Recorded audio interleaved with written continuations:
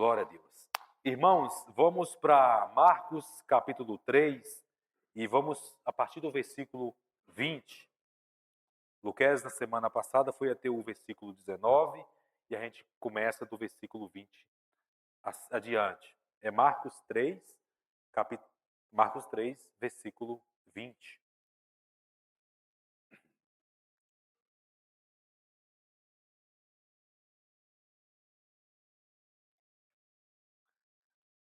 Está escrito assim, irmãos. Eu vou fazer o seguinte, eu vou lendo e à medida que a gente vai explicando, a gente vai lendo. Vou ler e depois voltar. Vou lendo aos poucos, tá, irmãos? Então ele foi para casa.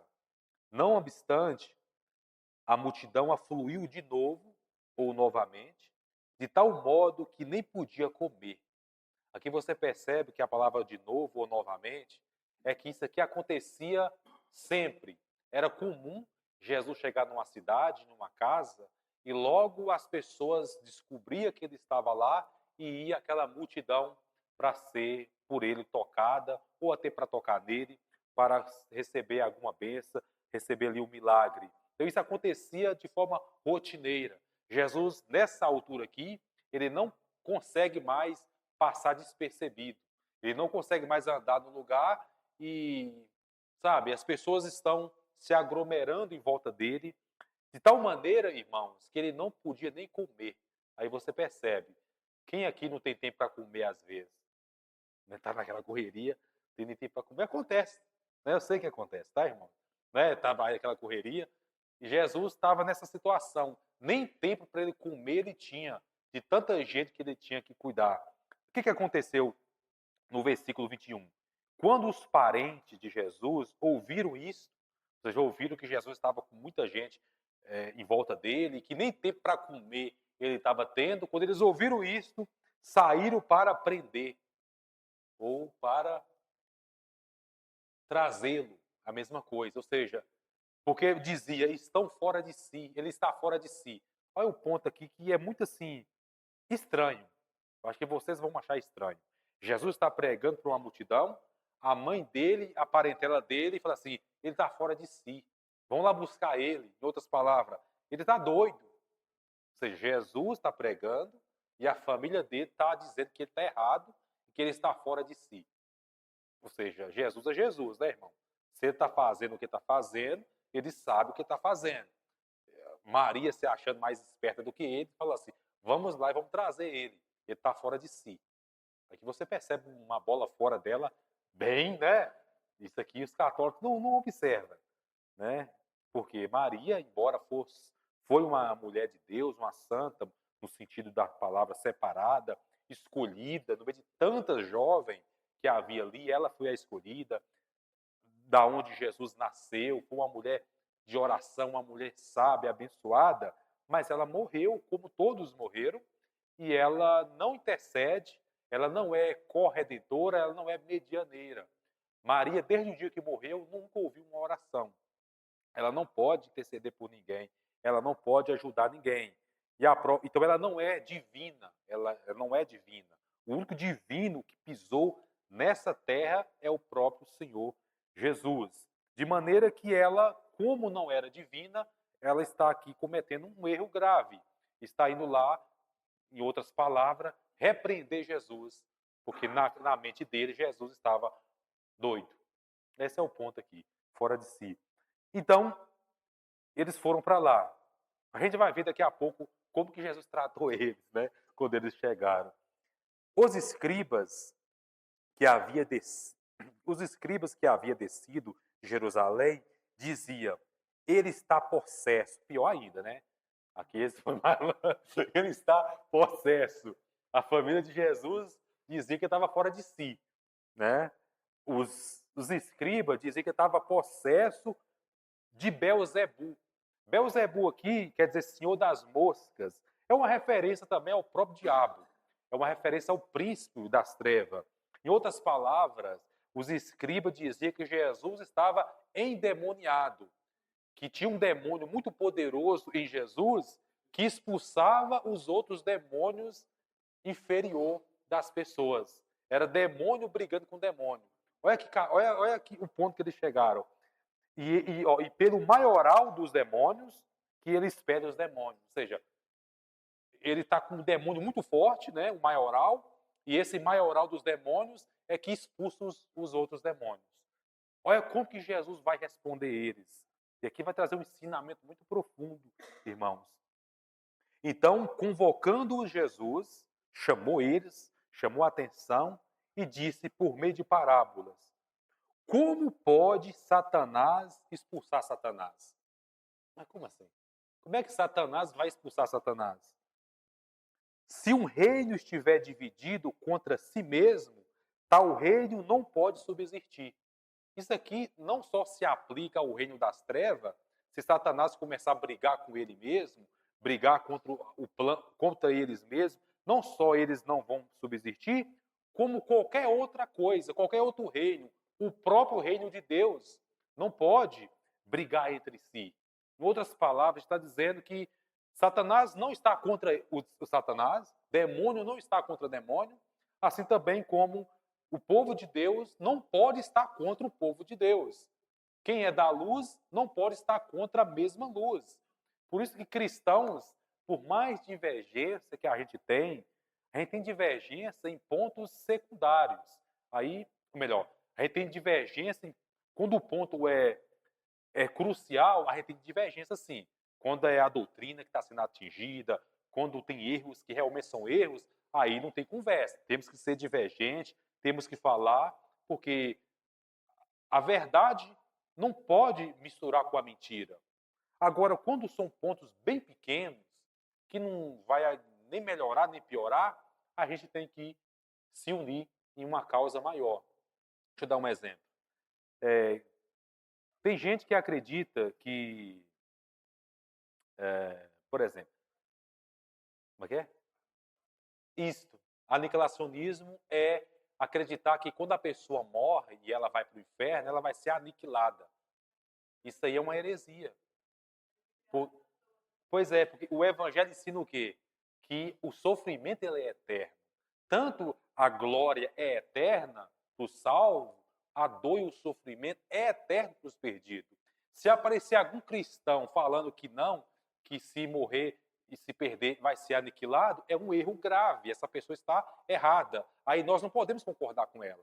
Percebe? Então tem erros que são gravíssimos que nós temos que ir contra.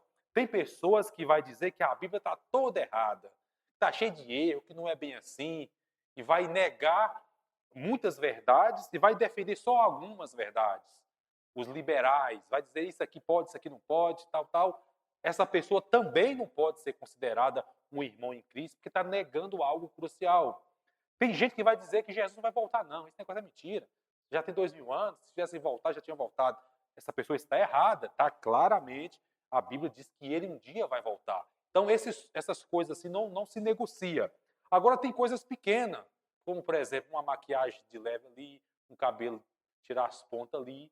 Isso aí não vai fazer diferença, nem se você corta, se você não corta, não vai mudar absolutamente nada a vida espiritual de ninguém. Então, a gente simplesmente respeita quem pensa diferente. Seguindo aqui, irmãos, esses escribas diziam que ele estava com demônios. E Jesus dizia que se Satanás começa a expulsar Satanás, o reino dele está dividido, logo não subsistirá. Então, nós temos que aprender, irmãos, por mais divergência que nós podemos ter com algumas pessoas, todo mundo que expulsa demônio, de certa forma, o dedo de Deus está ali. Tá? Não quer dizer que a pessoa é espiritual ou que ela está salva. Porque Jesus vai dizer assim, naqueles dias, muitos dirão, Senhor, Senhor, não temos nós profetizado no teu nome? No teu nome não expulsamos demônios? No teu nome não fizemos muitos milagres? Então lhes direi abertamente, apartai vós de mim, nunca vos conheci, apartai vós de mim, vós que praticais a iniquidade. Então, claramente, Jesus está dizendo que muitas pessoas hoje que profetizam, que expulsa demônios e que ora por curas e milagres, e que acontece essas coisas, o milagre, acontece a expulsão demoníaca, não são salvas. Ou seja, percebe? Então não quer dizer que a pessoa expulsou demônio, ela é espiritual, ela é salva. Só que o poder que expulsou o demônio é o de Deus. Entendeu, irmão, esse ponto? Satanás não está contra ele. Deixa eu dar um exemplo. Tem caso de pessoas que nem crente conseguiu expulsar o demônio. E tem caso de pessoas crentes que não conseguiu expulsar o demônio. É muito. Vai entender, né? É Deus, né? A gente tem na Bíblia, lá em Atos, eu já até citei isso aqui, os filhos do sacerdote Seva, a Bíblia diz que era exorcista ambulantes. Ele saía caçando demônio. Já está errado, tá, irmão? Sabe por quê? Você não tem que sair caçando demônio. O demônio aparece. Você está vivendo a sua vida e surge a situação e você vai e expulsa. Agora, sair por aí caçando demônio, isso aí não é bíblico, não. Mapeando, né? Tipo assim, né? Se você não procurando, você já encontra, sair, vão caçar demônio. Não, não pode. E ele saía de casa em casa como se fosse uma profissão. Nós somos exorcistas, vamos expulsar os demônios. Chegou diante de um homem endemoniado, eles falaram assim: eu te expulso em nome de Jesus, a quem Paulo prega. O demônio falou assim: conheço Paulo e sei quem é Jesus. E vocês quem são?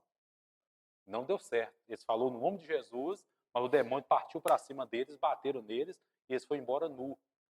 Ou seja, nesse caso aí, não, ele usou o nome de Jesus, mas ali não funcionou. Não que o nome de Jesus não funciona, tá, irmãos? Mas, no caso, na boca deles ali, não funcionou naquela ocasião. Mas já há outras ocasiões em que, por exemplo, João, o apóstolo João, um certo dia chegou para Jesus e falou assim: olha, Jesus, nós vimos um homem expulsando o demônio usando o seu nome. Nós impedimos porque ele não segue conosco. Ou seja, João tinha um homem expulsando o demônio usando o nome de Jesus. João olhou para ele e falou assim: esse cara nem conheço ele nunca andou com a gente. Cala a boca, você não pode usar o nome de Jesus, você não faz parte do grupo. E João achou que ele agiu bem. Foi contar para Jesus. Jesus falou assim: não faça isso. Quem não é contra nós é por nós. Então, você está vendo já outro caso? Um homem que não fazia parte do grupo está expulsando o demônio no nome de Jesus. Então, quando uma pessoa manda o demônio embora e ele vai, Deus está agindo ali. Pode ser até um falso profeta fazendo isso. Pode ser, entendeu? Mas se o demônio obedece à ordem, não é o demônio obedecendo o demônio. Que Jesus falou que Satanás não está em guerra com ele. Ele não vai expulsar ele mesmo. Agora, se alguém expulsa o diabo, é Deus. Aí, continuando. Se um reino estiver dividido contra si mesmo, tal reino cai. É óbvio, irmão. Mas um casamento, por exemplo. O marido quer uma coisa, a mulher quer outra. Os filhos querem outro. E não consegue chegar a um acordo, tem como dar certo? Cada um puxando de um lado, cada um rema para frente, outro rema para trás, um puxa para frente, outro puxa para trás, aquela confusão, ninguém chega a conclusão nenhuma, todo mundo tem uma ideia diferente, aquilo não vai desenvolver. É o que ele vai falar no versículo 25. Se uma casa estiver dividida contra si mesma, tal casa não poderá subsistir. Se, pois, Satanás se levantou contra si mesmo, está dividido. Não pode subsistir, mas perece. Ou seja, essa fala absurda dos escribas, que Jesus estava expulsando o demônio porque tinha um demônio maior nele, ela é completamente desmentida aqui, ela é absurda. A própria lógica, Jesus chama eles para raciocinar. Como que Satanás está expulsando ele mesmo? Se ele, né, se isso acontecer, acabou. Satanás, o reino dele não tem relevância nenhuma mais, no sentido de atrapalhar os outros, porque ele mesmo se destruirá sozinho. Né? Quando duas pessoas, por exemplo, do mal começam a brigar, ela se destrói sozinha. Então Satanás não está contra ele. Aí ele diz assim: ninguém pode entrar na casa do valente para roubar-lhe os bens, sem primeiro amarrá-lo. Só então lhe saqueará a casa. É uma ilustração. Imagina, uma pessoa tem uma casa, ela é muito valente, ela é uma pessoa perigosa, assim, forte, e tem muitos bens nessa casa. Ninguém pode entrar lá e pegar os bens dessa pessoa sem amarrar o valente. Agora, aparecendo uma pessoa mais valente do que o dono da casa, do que o valente, consegue fazer isso. Quem é o valente aqui? É o diabo, ele é muito valente. Quem é a casa aqui que ele está sequestrando? Quem é o que é os bens aqui que está na mão do valente? São as pessoas, as almas das pessoas. Satanás escravizou as pessoas. Ele é um valente que está guardando. Ninguém consegue tirar as pessoas das garras dele, a menos que apareça alguém mais valente do que o diabo. E quem é mais valente do que o diabo? O Senhor Jesus Cristo. É ele que está ensinando aqui. Eu só estou libertando essas pessoas das garras do valente porque eu sou mais valente do que ele. Se não é Jesus, irmão, esquece. Satanás não vai se submeter a mais nada. Ele não tem medo de nada, a não ser do Senhor Jesus, a não ser do poder de Deus. Então é somente um valente que vai mais valente que vai conseguir amarrar o valente, não que o diabo esteja amarrado, ele está bem solto, tá, irmãos? Mas amarrado aqui quer dizer, ele está restringido, ou seja, o meu poder, já está dizendo, neutraliza a ação do diabo. O diabo está dominando uma pessoa, escravizando uma pessoa, e ninguém pode ajudar. Irmão, fala a verdade. Uma pessoa que está nas garras do diabo, se não for Jesus, irmão, ela vai no centro espírita, só piora. Ela vai na casa de feitiço de macumba. Aí, como eu falei, Satanás não expulsa Satanás. Lembra que eu falei? Tudo ali é mentira. Aquilo ali, faz isso, faz aquilo, traz dinheiro. E tem aquela falsa, como se a pessoa estivesse sendo ajudada. Irmão, ninguém vai ser ajudado na macumba. Se tem algum problema, se você ir para lá, você só vai arrumar mais problema ainda. Porque Satanás não expulsa Satanás. Ele não está lutando contra ele. É tudo um engano ali. Agora, e a pessoa pode fazer de tudo. Porque só tem como o valente ser desbancado. É se um mais valente aparecer. Só tem um que é mais valente do que o diabo. Jesus Cristo. Então só Jesus pode, de fato, amarrar o valente e saquear. Saquear aqui é libertar. É pegar aquelas almas que estavam escravizadas pelo diabo e trazê-las para a liberdade. Então ele vai dizer o seguinte, em verdade, versículo 27, ninguém pode entrar na casa do valente para roubar-lhe os bens, sem primeiro amarrá-lo, só então, ou seja, só depois que você vence o valente, você conseguirá saquear, pegar ali aquilo que ele mantinha em cativeiro. Em verdade, vos digo, isso que é muito sério, irmãos, que tudo será perdoado aos filhos dos homens, os pecados e as blasfêmias que proferirem. Mas aquele que blasfemar contra o Espírito Santo não tem perdão para sempre, visto que é réu de pecado eterno. Isso aqui é muito sério, irmão. Jesus está dizendo que quem blasfemar contra o Espírito Santo já era, não tem perdão. Aí vem a pergunta, nós temos que saber, o que é blasfemar contra o Espírito Santo, então? Tem uma resposta, que é a resposta que a maioria dá e que ela não é ainda a resposta certa. Qual é a resposta que todo mundo dá? Blasfemar contra o Espírito Santo é atribuir ao diabo aquilo que é o Espírito Santo que está fazendo. De certa forma, é uma blasfêmia, mas não é ainda essa blasfêmia imperdoável. Por quê que não é? Imagina uma pessoa, irmãos, muitas pessoas antigamente, antes de se converter, no tempo da sua ignorância, falou tanta bobagem. Você conhece pessoas assim? Que zombava de crente, passava na porta da igreja, xingava, ria. Já teve gente que foi na igreja querer matar pastor. Não tem isso. Pessoas extremamente hostil, que deprecia a igreja, que zomba, que fala tanta bobagem. Aí depois o que acontece? Se arrepende, se converte.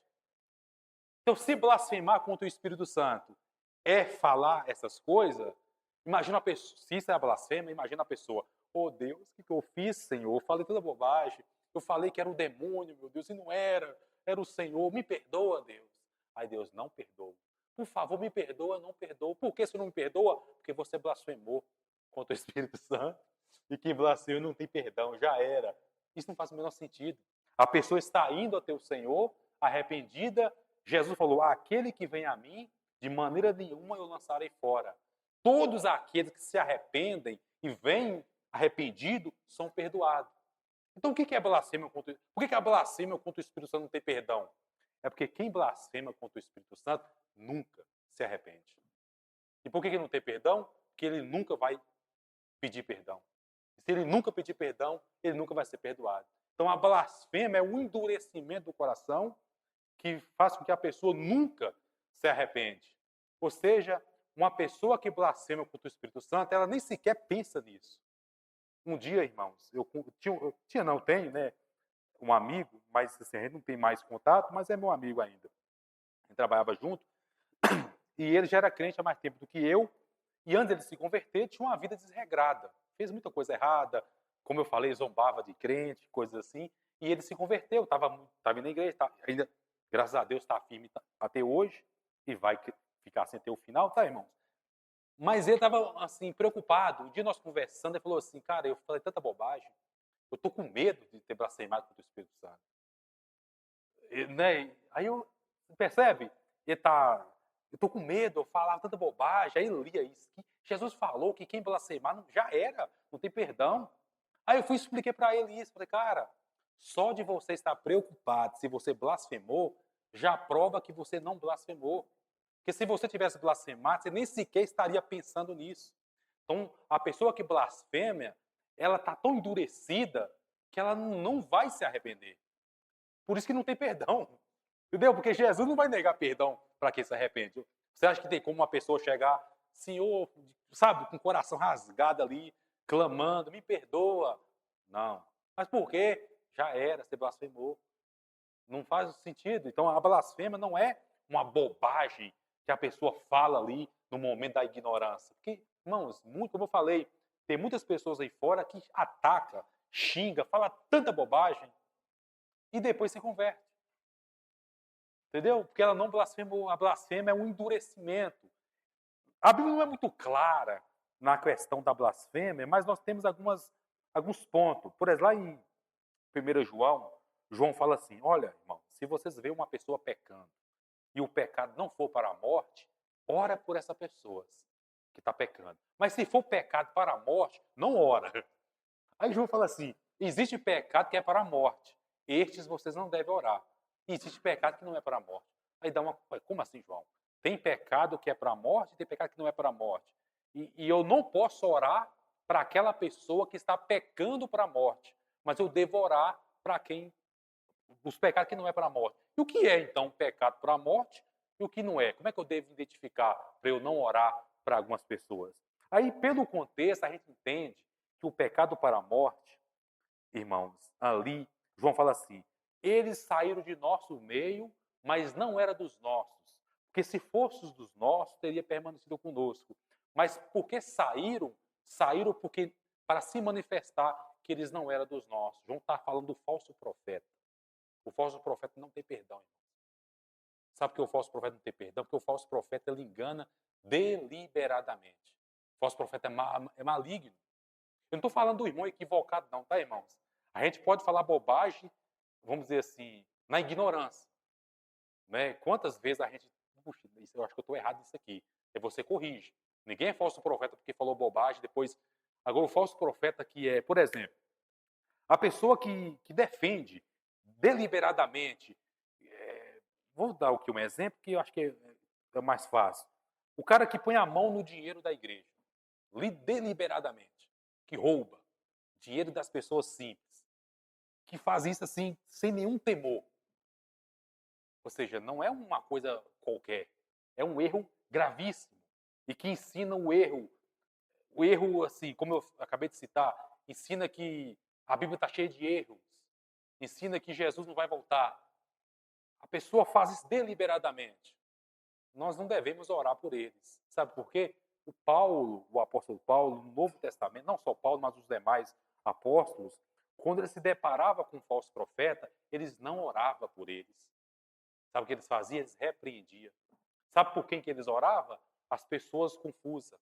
As pessoas que estavam seguindo o erro, mas não porque estava, como é que eu vou dizer? Pessoas enganadas. Uma pessoa enganada pode fazer coisa errada, enganada. Ela não é inocente, mas ela está ali querendo fazer o certo, mas errando na ignorância. Então, a palavra dos apóstolos é uma palavra mais amorosa, pastoral. E ele vai dar o conselho assim: ao homem herege, você admoesta uma, duas vezes. Chega a conversa. Não deu? Conversa de novo. Não deu? Você deixa para lá. Sabendo que o tal peca e tem a sua própria consciência cauterizada e assim mesmo está condenado. Então, o pecado para a morte, um dos exemplos é esse. Você não tem que ficar orando para o falso profeta, porque o falso profeta, infelizmente, ele não é um homem de Deus. Ele é um agente de Satanás que está no meio da igreja para não lutar contra o diabo, mas lutar contra o reino de Deus. Ainda que, lembra que eu falei? Ele pode ser usado por Deus para expulsar Satanás. A grande armadilha está aí. Porque as pessoas, não, fulano expulsou o demônio, então já é de Deus. Fulano orou lá, aconteceu. Então, cala a sua boca, você não pode falar não. Não importa. Jesus falou, muitos que fazem estas coisas, naquele dia vão falar, Senhor, eu vou dizer, apartai-vos de mim, eu nunca vos conheci, vós que praticais a iniquidade. Amém, meus irmãos? Então, blasfêmia contra o Espírito Santo, ninguém aqui já blasfemou, graças a Deus. Porque se você tivesse blasfemado, você não estava nem pensando nisso, nem aqui você estava, né? Graças a Deus. Então, esse pecado vocês não cometeram. O versículo 30, isto porque dizia, está possesso de espírito imundo. Aí que está o ponto, tá vendo? Então, a blasfêmia contra o Espírito Santo é de falar que é o demônio que está fazendo aquilo. Sabe por quê? É, de certa forma, uma blasfêmia, mas não é a blasfêmia. Muitos desses escribas aqui, irmãos, que chamam Jesus de endemoniado, você sabia que muitos se converteram? Então, eles não blasfemaram, porque quem blasfema não tem perdão. Não é isso que está escrito aqui? Não tem perdão. E muitos que atacavam Jesus, acusavam Jesus, odiavam Jesus ali naquele momento. Se você ler o livro de Atos, você fala, meu Deus. A Bíblia fala assim, e muitos sacerdotes obedeciam à fé. Quais? Os que estavam lá dizendo, crucifica, crucifica. Irmãos, foi uma turma de gente que pediu a crucificação de Jesus, que cuspiram nele, se converteram. Paulo, um assassino, se converteram. Entendeu? Então, só que uma pessoa, quando ela chega no ponto máximo do endurecimento, aí sim ela pode expelir esses venenos e falar essas bobagens. Mas nem todo mundo que fala essas bobagens está blasfemando. Mas alguns estão. Não isso em si é a blasfêmia, mas o endurecimento do coração é a blasfêmia. E esse endurecimento pode chegar nesse ponto de falar essa bobagem.